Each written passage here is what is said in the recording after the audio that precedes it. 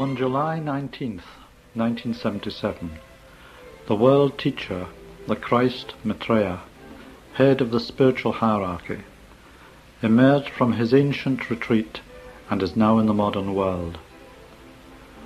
With his disciples, the masters of the wisdom, he will inaugurate the new age of synthesis and brotherhood.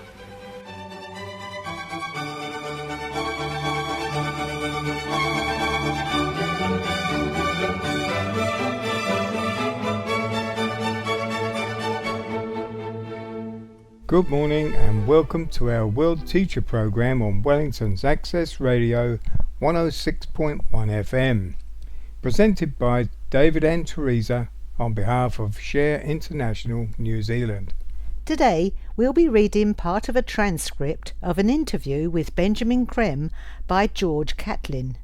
It's sourced from the July-August 1992 double issue of Share International magazine and covers awareness of the soul, meditation and the family unit. Titled Practical Psychology from an Esoteric Perspective, George Catlin begins. You have said that slightly over 1 million people presently in incarnation have taken the first or higher initiations. With the world population at approximately 5 billion, that means that 99.98% of humanity has the first initiation still ahead. What kind of steps in consciousness is this group, virtually all of humanity, trying to take?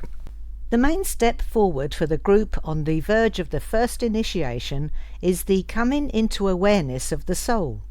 That is why the soul moves the person into some connection with meditation during the 2 or 3 lives preceding the first initiation, usually beginning around 0.7 if the first initiation is considered 1.0.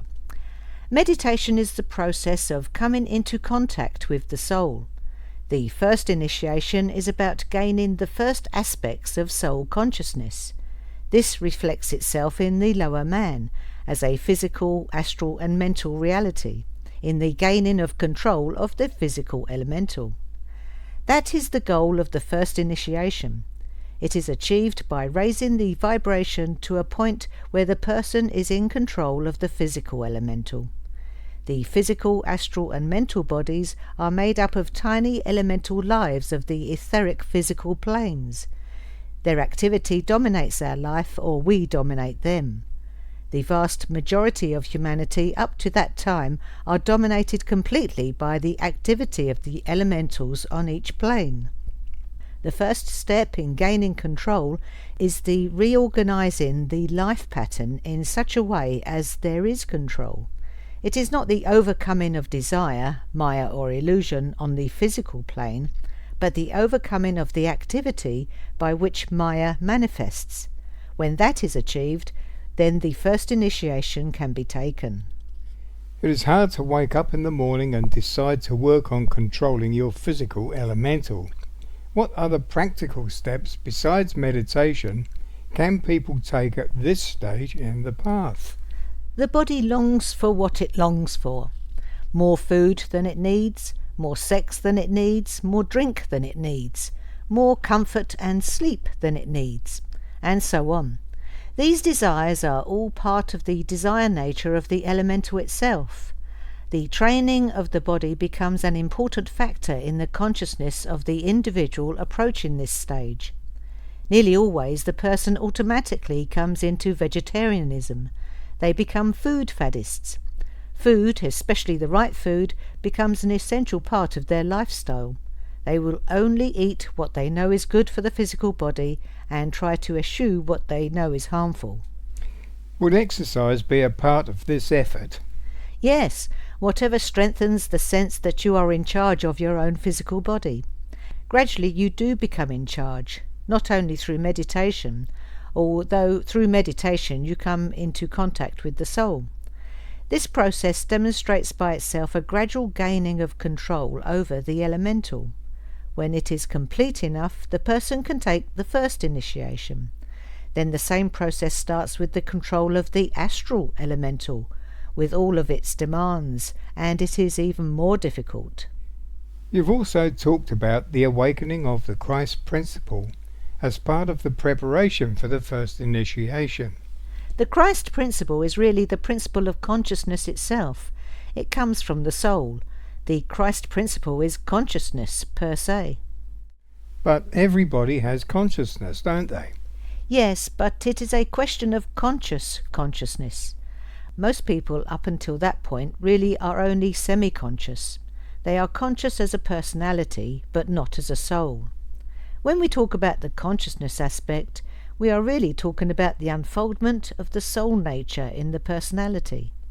The soul, from about 0.7 onwards, grips and takes control of its vehicle, the man or woman with his or her bodies, mental, astral and physical, and gradually these are bent to the will and purpose of the soul. It is a struggle, but the will of the soul being stronger, it eventually overcomes them. Prior to this, there is sentient life, but not evidence of the soul with an altruistic purpose and meaning of its own. How does this relate to free will? People only have very limited free will, really. They have potential free will, but only initiates truly have free will. Until people are initiate, they are swept along by evolution. Once the person is initiate, especially once they have controlled the astral vehicle and are thinking and acting as a soul, only then can one really say the person has free will.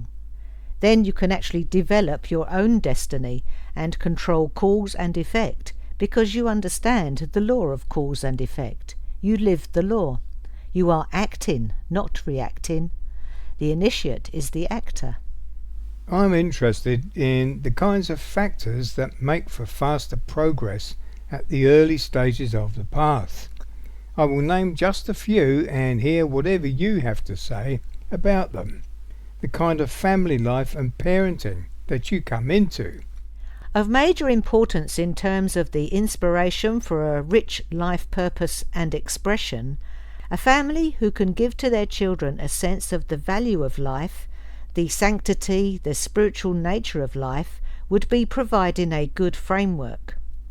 They do not have to teach the child about God.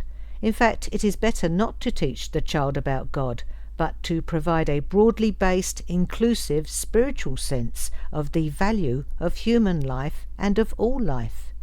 That is needed, not a framework of belief, especially not a framework of belief. Do you think that is actually detrimental? To have a framework of belief imposed upon a child is highly detrimental. Even if it is a relatively enlightened framework? It does not make any difference. It is still a limiting factor on the child's consciousness. It is better that the child be encouraged to see the good in everything, and that their parents' belief or religion is not the one. As soon as you get dogma, you limit the consciousness, the awareness. That is what is so harmful to children. I'm also interested in the emotional experience of the child, because it seems that some people emerge from childhood deeply scarred by what has happened primarily with their parents. Do you agree with that? Also, at what stage in the path does this begin to matter less? It seems that for the more advanced initiates, it does not matter what happened in childhood. Yes, it is very important. What you say about the initiates is also largely true, although they too can be scarred and limited by their upbringing. The more advanced an initiate is, the earlier he recognizes who he is in the spiritual sense, and the more independent will be his life appearance and demonstration. It would not be true to say it really does not matter how an initiate is brought up, he is going to be an initiate anyway. It does matter how an initiate is brought up. It matters how every child is brought up. They have to be surrounded by supportive, loving parents just like everybody else. The more that can be done, the better, and the more quickly they will evolve. That is as true for initiates as it is for anybody else. For those less evolved, it becomes a major factor because they are more easily crippled emotionally and in terms of the expression of their true nature. What about education, the formal schooling that the child receives? There is probably no good education today anywhere. Everybody has a more or less limiting and, in some cases, crippling education, which thwarts their creative imagination, inhibits them as an individual, and builds fear complexes into them. Fear of teachers, fear of exams, fear of each other. It also overstimulates harmful competition. What would you say are the right principles to stress in education? The most important is that every individual should be seen as a soul. The whole of education should be geared to that. In addition, each child needs to be recognized as being unique, with a personal ray structure that is the outcome of their past incarnational experience and the sole purpose in this life, because the soul provides the rays for the various bodies. Therefore, real education and the education of the future must necessarily take into account the ray structure, so that each individual's education can be tailored to fit that person. What about IQ? There is major emphasis on it, yet it does not really correlate with anything except academic success. It is not so important. Of course, among initiates and disciples you always find a higher IQ factor than in less evolved people, but you also find lower scores in more deprived homes where the parents are not providing the stimulus, the conversation, and the involvement which stimulates the individuality of the child, so they lose their sparkle. When children lose their sparkle, they probably register an IQ which is way below their actual level. That word sparkle seems to bring together much of what you've been saying. Maintaining the sparkle in the child is what we are trying to do. It is individuality. That is essential to life. It must never be put down. Unfortunately, in our modern society, that is the first thing that is put down. Anybody who shows any kind of independence, on which sparkle depends, is immediately put down. Don't do that. Stop that. Put that down. Naughty, naughty. This goes on for little kids, 1 and 2 years old. There is a real push now to develop reading and cognitive skills very early in life. Does that inhibit the individuality? No, it will not inhibit the individual, but it might stimulate one factor above another. Also, you might find that the child becomes stressed emotionally. You have to let the child take their own time and make their own demands for learning. Then you try to meet those demands, watching the direction that the child is going in. What about the overall stress of modern living? Colossal, but that is not just for children. Everyone is affected by the overall stress of modern life, because we are at a point of transformation, which is inevitably a point of tension. When you have two great forces, one forward-looking, one reactionary, opposing and fighting, that builds up an enormous amount of stress, because everybody is caught up in the energy which that generates.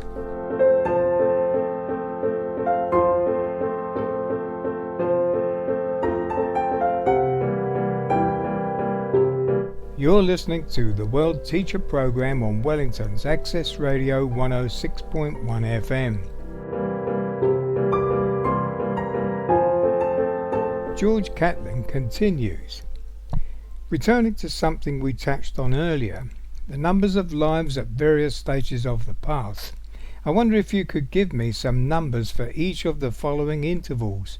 The very beginning, which could be defined as the point of maximum involution, to 0.5, halfway in consciousness to the first initiation. Hundreds of thousands. Hundreds of thousands? I never imagined it was so many. Yes, hundreds of thousands of lives. I am informed that there are as many as 6 million people on the verge of the first initiation, which means from about 0.7 to the first initiation. Between the first initiation and the second, the average is about 6 to 7 lives. It could be 15 or it could be as low as 2, which is rare. Maitreya did it in 2, and only today are a few high flyers doing it in 2. Of course, that will speed up.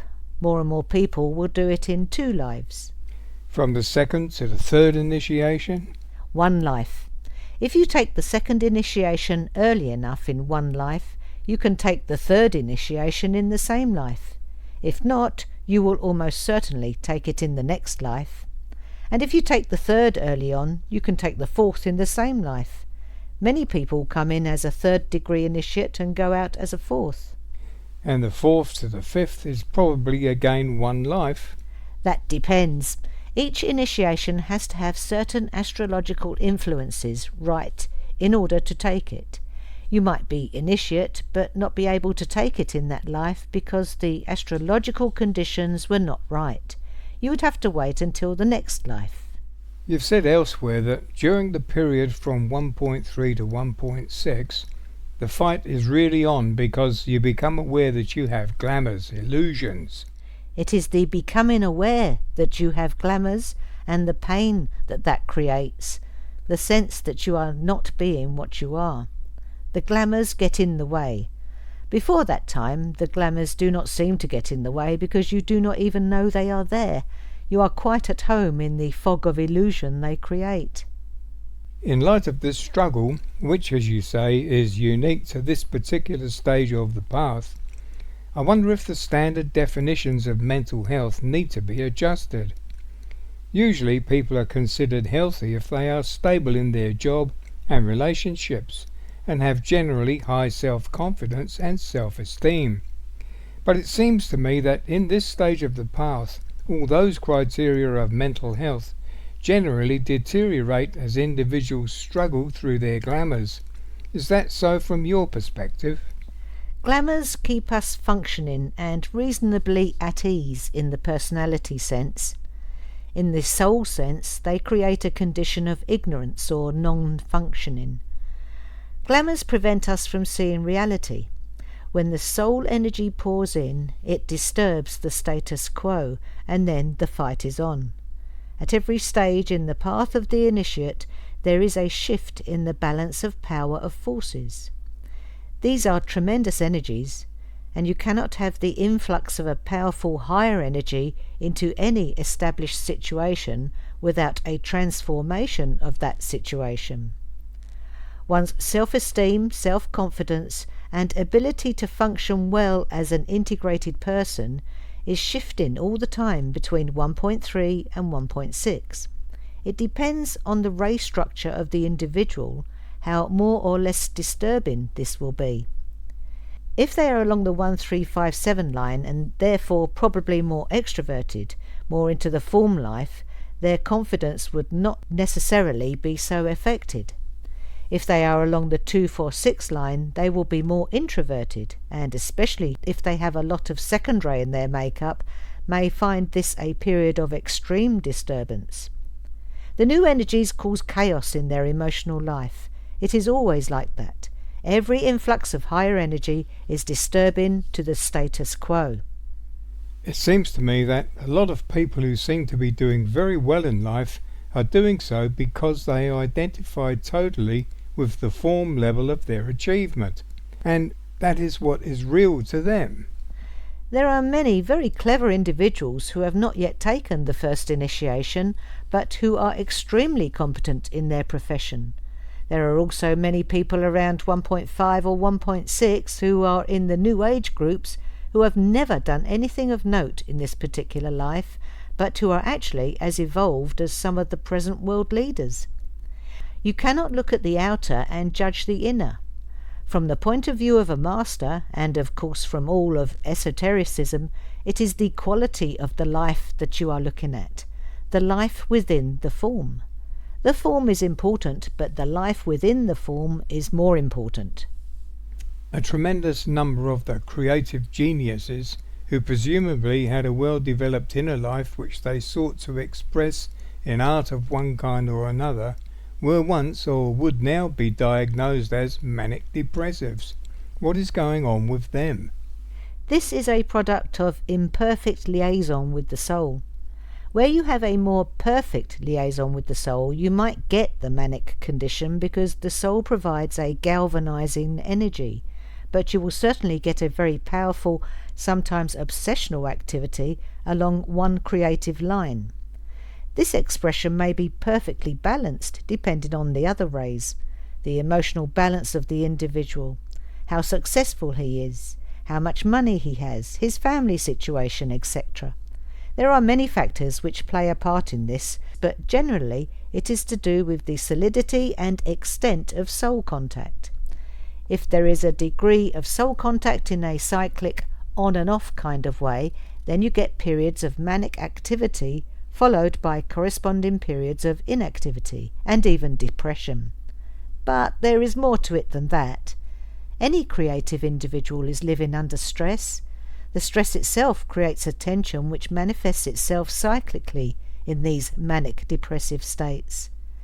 They can also be chemically based, the result of chemicals in the system affecting the brain in a cycle of manic overactive state, followed necessarily by a depressed underactive state. It is an illness, an imbalance. There are drugs, lithium for manic depression and more complex chemicals for schizophrenia, that try to balance all that out. How does that relate to the actual life of the soul and the person? It is always difficult for the soul to manifest itself perfectly through its vehicles. It depends on karma, on heredity, and on the chemical nature of the physical body through which it is trying to express itself.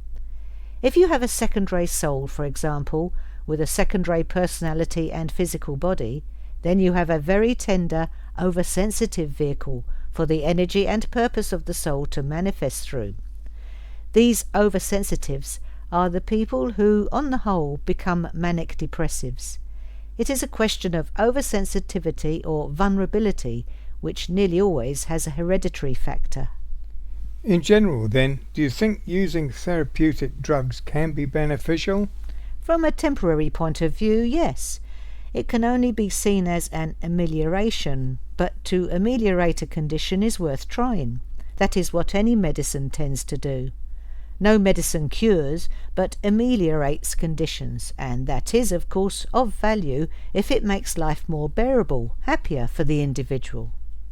And that concludes the interview.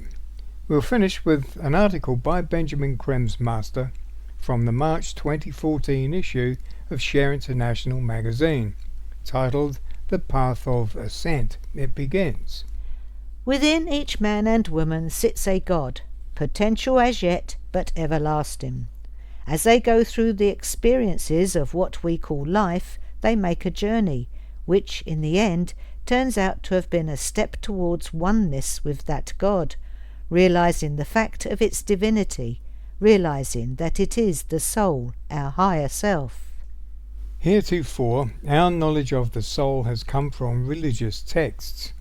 These have left man with the impression that the soul is distant from himself, something to be recognized and worshipped from afar.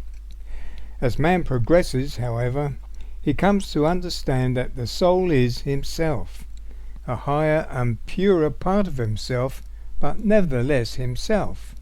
Thus a man progresses, deepening in knowledge of his true being and purpose. Today, thousands of people are consciously aware of making such a journey. For them, life is deepening in meaning, and they search for greater knowledge and experience. Thus, in time, they turn to meditation, and through this practice, a great discovery is theirs. Step by step, they know for certain that they are souls, that the soul is not some distant idea, but their very being. Gradually, the tempo of their lives changes, and a deeper meaning and purpose consolidates all that they do. Thus do men advance on the journey to perfection, reflecting more and more the divinity and wisdom of the soul. All in their own way make such a journey, some swiftly and eagerly, others more slowly and less sure of the path. But all eventually pass through the various gates which mark their progress on the way. Today this journey is trodden by millions who know not that the path exists, but nevertheless answer the call of their soul and enter thereon. They sense the needs of the time and seek to meet these needs, and so play their part. Knowingly or not, they are responding to the call from Maitreya through their souls to enter the fray, and to replenish this world with their ardour and courage. Their efforts, they will find, have not been in vain. And that's our programme for today. But before we go, we have just enough time to play Benjamin Creme's Message of Hope, sourced from the audio page of the Share International website. Out of the turmoil and the tensions of the present, humanity will emerge clean, shining, purified, chastened, and ready to create conditions in which true living can begin. A society based on the brotherhood of man, based on the fact that we are brothers and sisters of one humanity, and that what we call humanity, what we call nature, and what we call God are one and the same. We shall come into that understanding and give that expression in every aspect of our lives.